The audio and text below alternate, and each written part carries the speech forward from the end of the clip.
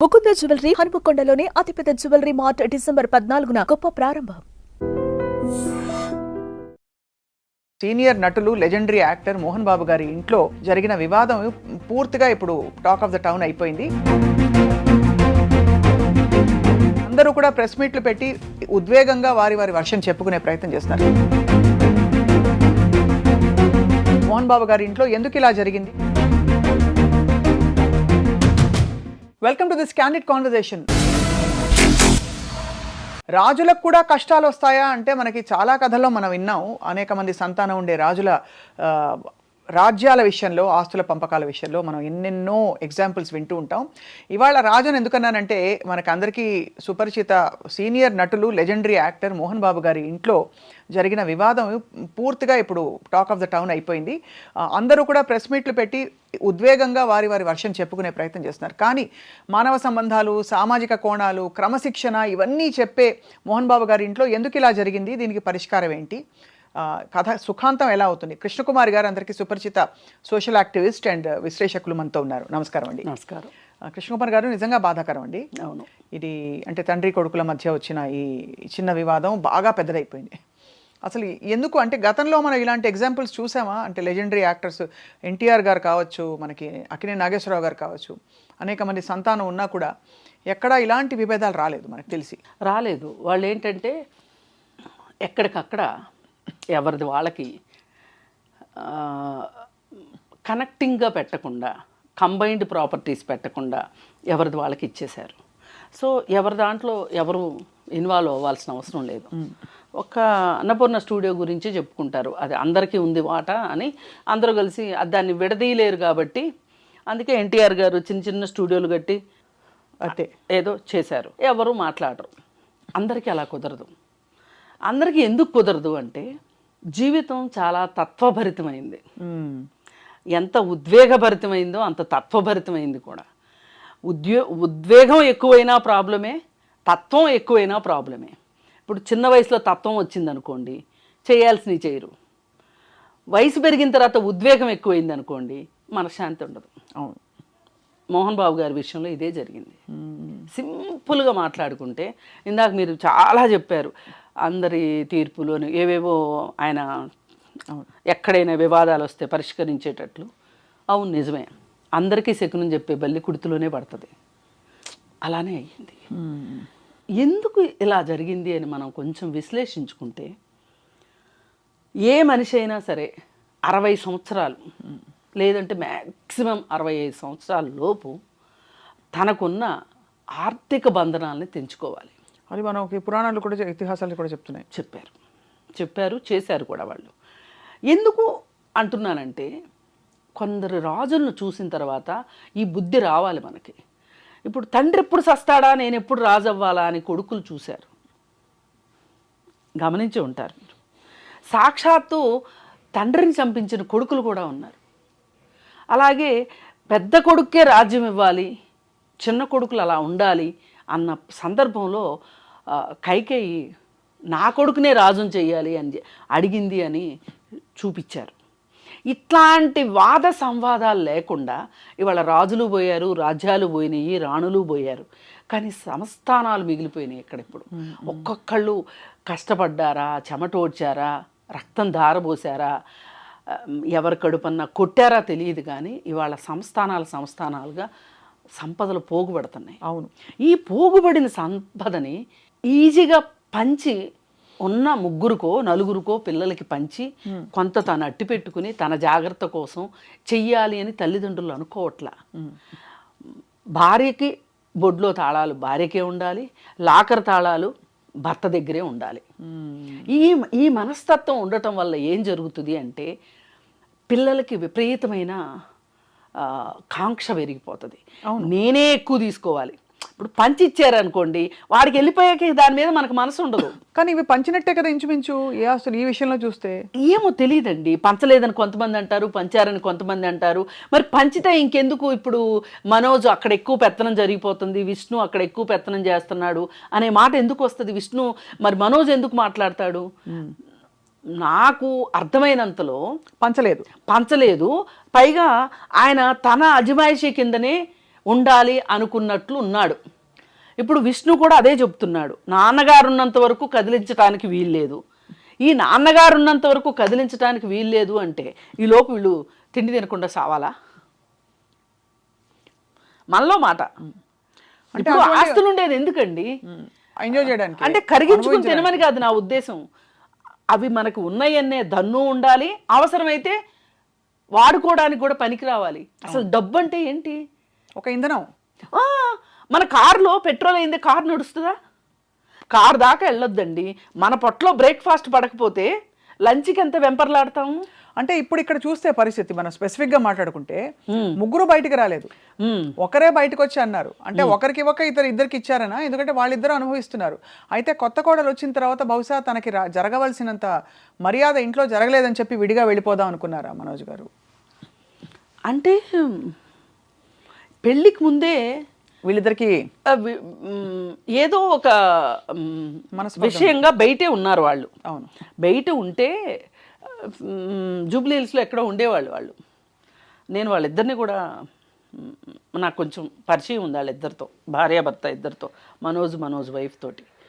చాలా హ్యాపీగా ఉన్నారు వాళ్ళు, మంచిగా లైఫ్ లీడ్ చేస్తున్నారు. అమ్మాయి ప్రెగ్నెంట్ అయింది. మరి బంధుమిత్రులు ఇచ్చిన సలహా మేరకు ఆ అమ్మాయికి తల్లిదండ్రులు లేరు, మీ తల్లిదండ్రులు ఒంటరిగా ఉంటున్నారు, అన్న చూస్తే దుబాయ్ వెళ్ళిపోయాడు, అక్క చూస్తే బొంబాయి వెళ్ళిపోయింది, నువ్వు కొంచెం ఉండొచ్చు కదా అని సలహా ఇచ్చారు. నా భార్య కూడా ఒప్పుకుంది. అందుకని మేము అక్కడికి వెళ్ళాము, అక్కడ ఉన్నాము. అంతకుముందు కూడా అక్కడే ఉండేవాడు, పెళ్ళికి ముందు ఆ ఇంట్లోనే ఉండేవాడు. పెళ్లి తర్వాత మరి విడిగా ఉండాలనా లేకపోతే మోహన్ బాబు నా దగ్గర వద్దన్నాడా ఏదో కానీ వాళ్ళు బయట ఉన్నారు కొన్నాళ్ళు, కానీ మళ్ళీ వచ్చారు, ఇక్కడే ఉన్నారు. ఏది ఏమైనా మౌనికా రెడ్డిని అంత యాక్సెప్ట్ చేయలేదనేది మటుకు వాస్తవం. అలాగే ఎందువల్ల యాక్సెప్ట్ చేసి ఉంటారని మీ అంచనా? అంటే ఇది రాజకీయ మొదటి భార్య మనోజ్ మొదటి భార్య విష్ణు భార్య తాలూకు చుట్టాలమ్మాయి. ఆ అమ్మాయికి విడాకులు ఇచ్చే విషయంలోనే మోహన్ బాబుకి ఇష్టం లేదు. అవును, విడాకులు ఇవ్వద్దు అని చెప్పి పరువు పోతుందనో లేకపోతే ఇంకోటో ఆయన ఒక భార్య చనిపోతే ఇంకొక భార్యని చేసుకున్న అనుభవం వల్ల కానీ ఏదన్నా కానీ వద్దు అని చెప్పాడు. ఈ అబ్బాయి కాదు అని విడాకులు ఇచ్చాడు. వాళ్ళకేమి మనస్పర్ధలు ఉన్నాయో ఎవరికి ప్రపంచానికి చెప్పాల్సిన అవసరం లేదు. నన్ను అడిగితే ఇవి వ్యక్తిగత విషయాలండి. అసలు ఇవి ఇంత రాద్ధాంతం అవ్వడం కూడా నాకు ఎందుకో మనస్కరించట్లేదు. ఎందుకంటే ఏ ఇంట్లో లేవు గొడవలు, అంతే కదా. అయితే సరే ఆ సందర్భంలో అసలు వీళ్ళ పెళ్ళికే ఒప్పుకోకపోతే లక్ష్మియే ఎన్ని రోజులు ఇష్టపడ్డ అమ్మాయిని పెళ్లి చేయకుండా అలా ఉంచుతాము అని చెప్పి తనే ముందుకు పడి పెళ్లి చేసింది. ఆ పెళ్లిలో కూడా మీరు గమనిస్తే విష్ణు ఎంత చుట్టం చూపుగా వచ్చాడంటే చాలామంది గెస్టులు వచ్చాక వచ్చి చాలామంది గెస్టులు వెళ్ళకముందే వెళ్ళిపోయాడు. జస్ట్ అంటే ఇది ఎందుకు చేశాడు అంటే విష్ణు తెలివితేటలు ఇలానే ఉంటాయి. నా తండ్రికి ఇష్టం లేదు కాబట్టి నాకు కూడా ఇష్టం లేదు.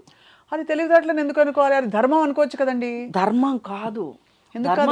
లక్ష్మి ఎందుకు చేయలేదు ఆ పని? మరి అలా కాదు, ఇప్పుడు లక్ష్మి ఎందుకు చేయలేదు చెప్పండి. కుటుంబం ఉంది, మరి లక్ష్మి కూడా అలాగే ఉండొచ్చు కదా. కాదు, లక్ష్మి ధైర్యంగా నాకు చెల్లుబాటు అయిపోతుంది నేను చేసినా అనే ఒక ధైర్యంతో ముందుకొచ్చి ఆడపిల్ల కాబట్టి కొంచెం ఇంటమ్మాయి కాబట్టి తను అన్ని చక్కబెట్టే ప్రయత్నం చేసేది. ఆడపిల్ల టిపికల్గా చేసేది అంటే అందరినీ కలపాలని. అక్కడ అన్న ఇంకోవైపు విష్ణు బహుశా అందరం ఒకవైపు ఉంటే బ్యాలెన్స్ ఉండదు కాబట్టి తండ్రి వైపు తల్లిదండ్రుల వైపు తను ఉంటున్నట్టుగా ఉండి మనోజ్ వైపు తిను ఉంటున్నట్టుగా ఉండి ఇది చాలా కుటుంబాల్లో జరిగేదే కదా. జరిగేదాని వెనక మర్మమే నేను చెప్తున్నా. ఈ జరిగేదాని వెనక తండ్రిని మంచి చేసుకోవాలి. ఎందుకంటే తండ్రి చేతిలో ఆస్తులు ఉంటాయి, తండ్రి చేతిలో పవర్ ఉంటుంది. పవర్ చుట్టూ తిరుగుతాయండి పాలిటిక్స్ మొత్తం. Family biggest politics in the world family politics. ఈ ఫ్యామిలీ పాలిటిక్స్లో విష్ణు కావాలని అలాగా తండ్రితోటి చాలా బాగా జోరీలాగా ఉండి తండ్రికి మనసులో మనసై మాటలో మాటై తండ్రి అధికారాన్ని ఒప్పుకుని ఆ పెత్తనాన్ని భరించి తండ్రితో మంచిగా ఉన్నాడు. అది మనోజ్కి చేత కాలేదు. పిల్లలందరూ ఒకలా ఉండరు కదా, అంతే. ఉండకపోయేసరికి మనోజ్కి క్రమక్రమంగా డిస్టెన్స్ పెరిగింది. పైగా వీళ్ళ మధ్యలో ఎప్పటి నుంచో గొడవలు ఉన్నాయి అనడానికి మనోజ్ చెప్పిన కారణం చాలా సముచితంగా ఉంది. అదేంటి అంటే విద్యా సంస్థల నుంచి వస్తున్న డబ్బులతోటి విష్ణు సొంతగా సినిమాలు తీస్తున్నారు, ప్రొడక్షన్ హౌస్ పెట్టి. డబ్బాలు వెళ్తున్నాయి కానీ డబ్బులు రావట్లా, డబ్బాలు తిరిగి వస్తున్నాయి కానీ డబ్బులు మట్టుకు తిరిగి రావట్లా. అయితే అన్నీ పోయిన సినిమాలే కదా, ఒక్క సినిమా ఆడి డబ్బులు వచ్చింది ఏమున్నాయి? ఈ మధ్యకాలంలో జిన్నా సినిమా అట్టర్ ఫ్లాప్, తెలుసు కదా, 5 పైసలు రాలేదు దాంట్లో, పోయినాయి కానీ. అయితే మరి మనోజు బయట ప్రొడక్షన్ హౌసుల్లో పనిచేస్తున్నాడు, హీరోగా పనిచేస్తుంటే తనకు రెమ్యూనరేషన్ వస్తుంది, ఆ సినిమాలు తీసిన వాళ్ళకి డబ్బులు వస్తున్నాయి. మరి సొంత ప్రొడక్షన్ హౌస్ని పెట్టి ఆడే సినిమాలు నటించగలిగిన సత్తా ఉన్న మనోజ్ని పెట్టి సినిమా ఎందుకు తీయలేదు? విష్ణుని పెట్టే ఎందుకు సినిమా? అంటే మీ ఆంతర్యం ఏంటంటే ఒకళ్ళని తక్కువ చేసి ఒక కొడుకుకి ఎక్కువ ప్రాధాన్యత ఇచ్చారు అనేది తేట తెల్లం అవుతుంది. కానీ ఒకటి రవికుమార్ గారు, అంటే ఇక్కడ నేను మీరు అన్న పాయింట్ నేను సవినయంగా స్వీకరిస్తూనే, మనకి పురాణాల్లోనే కనిపిస్తుంది కదండి, పురాణాల్లోనే ఇటువంటి ఉదాహరణలు ఉన్నాయి శ్రీరామచంద్రుడికి. అలా అని ఇక్కడ ఏదో అలా అని భరతుడు చెడ్డవాడని మనం ఎలా అంటాము? నేను చెడ్డవాడు అనట్లేదు, నేను చెడ్డవాళ్ళు మంచివాళ్ళు అనట్లేదు. ఒక తండ్రిగా నువ్వు సమానంగా చూడాల్సిన బాధ్యత ఉందా లేదా? ఒక తండ్రికి పిల్లలు ఎలా అన్నా ఉండేవండి. ఇద్దరు పిల్లలు ఉన్నారండి, ఒకళ్ళు చాలా సెల్ఫ్ సఫిషియెంట్గా చాలా బాగుంటారు. ఒక అబ్బాయికి అనారోగ్య కారణాల వల్ల కావచ్చు, లేకపోతే అతనికి తెలివి తక్కువ వల్ల కావచ్చు, ఒక పిల్లవాడు లోలో ఉన్నాడు అనుకోండి, పెద్దవాడిని కూర్చోబెట్టి, అరే నాన్న నీ తమ్ముడు ఇలా, నీ అన్న ఇలా ఉన్నాడు, పరిస్థితి ఎలా ఉంది, అతన్ని కూడా మనం పైకి తెచ్చుకోవాలి అని మాట్లాడి చేయాల్సింది పోయి నువ్వే డిఫరెన్స్ చూపిస్తుంటే వాళ్ళ మధ్యలో వైషమ్యాలు పెరగవా? ఖచ్చితంగా వైషమ్యాలు ఏ కుటుంబాల్లో ఉండకూడదు, ఒప్పుకుంటా. ఎన్టీ రామారావు గారు ఇప్పుడు ఆయనకి 10 మంది సంతానం కదండి, ఎంతమంది బాలకృష్ణ గారు అంత పాపులర్ అయ్యారు? మరి ఆయన అందరికీ ఏదో ఒక రకంగా ఏదో ఒక రంగంలో, సినిమాటోగ్రఫీలో ఒకళ్ళకి, ప్రొడక్షన్లో ఒకళ్ళకి, యాక్షన్లో ఒకళ్ళకి, కుటుంబ వ్యవహారాలకు సంబంధించి ఒకళ్ళకి, ఇప్పుడు రామకృష్ణ అనే ఆఖరులు ఉంటాడు, అతను అందరు కుటుంబ సభ్యుల ఆర్థిక వ్యవహారాలు విషయంలో అతను చూసుకుంటాడు. ఒక ఆయన ఉన్నాడు, ఆయన సినిమాటోగ్రఫీ చేస్తారు. అవును, ఇట్లా ఉన్నారు. అక్కడ ఇప్పుడు ఎవరైనా వచ్చి బయటకు వచ్చి మాట్లాడింది లేదు కదా, నేను అనేది అది. ఇప్పుడు ఇక్కడ ఎందుకు అయ్యింది ఇంత అంటే, మనోజ్కి ఎందుకు ఆ ప్రాధాన్యత ఇవ్వలేదని మనం మీ విశ్లేషణ, లేదు కొంతమంది అభిప్రాయం? లేవు కదా, నాకు అందరూ నన్ను అల్లారు ముద్దుగా నిన్ను పెంచాను, అందరికంటే ఎక్కువ నీ మీదే ఖర్చు పెట్టి పంపించానని స్వయంగా తండ్రి గారు అన్నారు కదండి.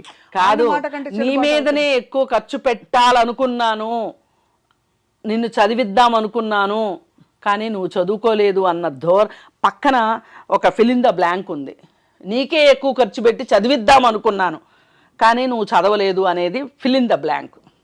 అంటే అసలు ఆ వీడియో మొత్తంలో మీరు ఆశాంతం గమనిస్తే బిట్టు ఆత్మస్తుతి పరనింద, ఈ మొత్తం విషయానికి మనోజే కారణం, నేను ఏమాత్రం కారణం కాదు, విష్ణు ఏమాత్రం కారణం కాదు అన్నట్లుంది. ఇది వింటే ఒకవేళ మనోజ్ మనసు మార్చుకుని ఒక చోట కూర్చుని అక్రాస్ ది టేబుల్ ప్రశాంతమైన వాతావరణంలో కూర్చోవాలి అని అనుకుంటే కూడా అతను వెనక్కి వెళ్ళిపోయేటట్లుంది ఆ వీడియో. ఇప్పటికైనా నువ్వు నష్ట నివారణ చర్యలు చేపట్టాలి అంటే కొన్ని మాటలు మాట్లాడకూడదు. అవును, విష్ణు కూడా అదే మాట్లాడుతున్నాడు. మనోజ్ చేసిన దానికి నా తండ్రి చాలా తక్కువ చేశాడు అని మాట్లాడుతున్నాడు. నువ్వు కాదు ఆ మాట అనవలసింది, మోహన్ బాబు అనాలి. నువ్వెందుకంటావు? ఇప్పుడు అసలే మీ ఇద్దరికి గ్యాప్ ఉంది, ఈ గ్యాప్ను ఫిల్ చేయాల్సిన మోహన్ బాబు గారి గ్యాప్ను ఫిల్ చేయకపోగా అది ఏదన్నా కానివ్వండి ఆ గ్యాప్ పెరుగుతా వెళ్తుంది. ఇప్పుడుకైనా సరే, ఇప్పుడు లక్ష్మి ఎందుకు ఏమీ మాట్లాడుకోకుండా వెళ్ళిపోయింది? ఇది నా వల్ల కాదు అనేది ఆమెకు అర్థమైపోయింది, ఇది నా కప్ ఆఫ్ టీ కాదు అని అర్థమైంది ఆమెకి, వెళ్ళిపోయింది. నా వల్ల కాదు అనిపించింది. గతంలో పరిష్కరించిన తనే పెళ్లి విషయం అప్పుడు, ఇప్పుడు ఈసారి తను ఏమి ఇంకా కుదరని పని అని వైదొలగడం, అది ఓకే అంటే ఎవరి బాగోగులు. కానీ ఇతను వచ్చిన దగ్గర నుంచి ఇంకొంచెం ఎక్కువ రాజుకుంటుంది తప్పితే ఇతను ఇచ్చే స్టేట్మెంట్ల వల్ల విష్ణు గారు ఇచ్చే విష్ణు ఏది ఏమైనా ఇది మా కుటుంబ వ్యవహారం, మేము తేల్చుకుంటాము అంతే కదండి అనేసేసి ఊరుకుంటే బాగుంటుంది. ఇప్పుడు మోహన్ బాబు గారు కూడా ఆ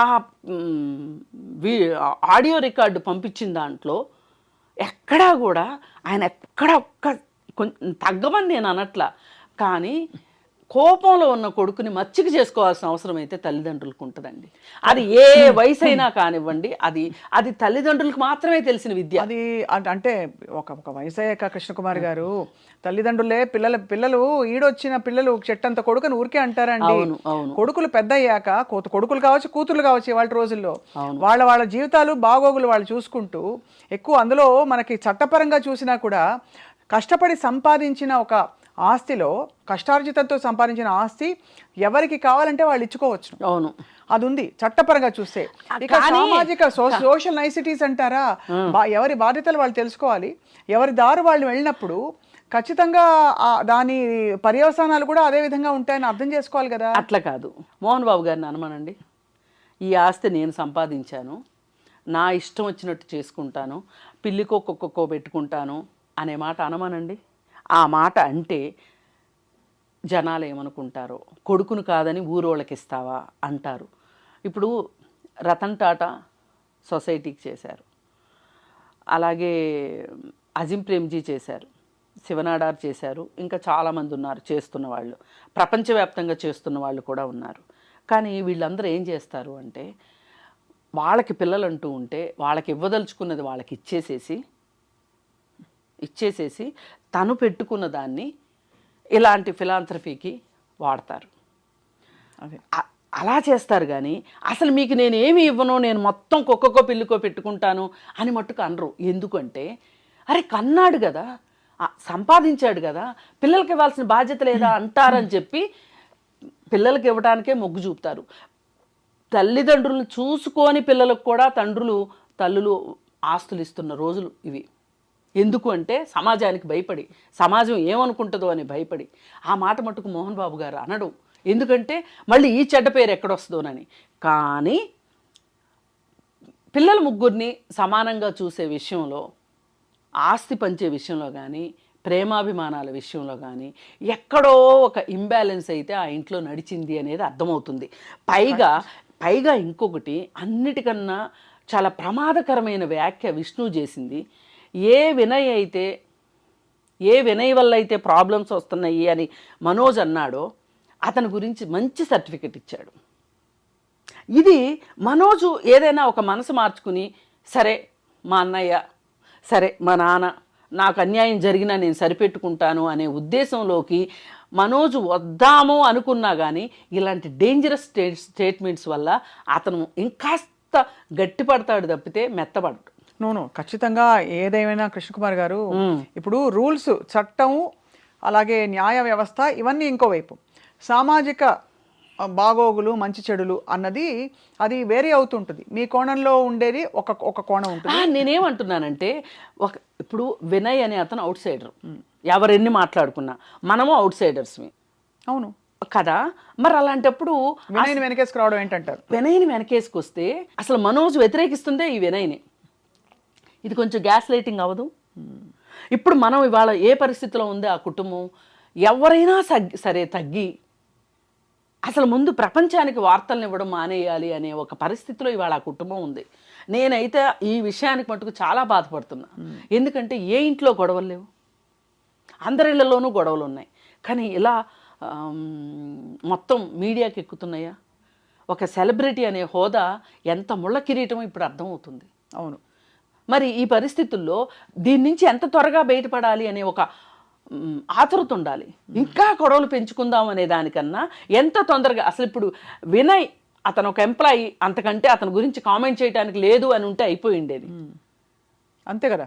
అలా అనకుండా మనోజు ఎవరి గురించి అయితే మాట్లాడుతున్నాడో అతను నువ్వు వెనకేసుకొస్తున్నావు అంటే అతను నువ్వు ఒకటేనే కదా అర్థం. అవును, నేనేమంటున్నానంటే కుటుంబ వ్యవస్థని కాపాడుకోవటం కానీ, కుటుంబాలను కాపాడుకోవటం కానీ చాలా కష్టతరమైన విషయం. ఒక బిజినెస్ని విజయవంతంగా నడపచ్చు, కానీ ఒక కుటుంబాన్ని విజయవంతంగా నడపటం చాలా కష్టం.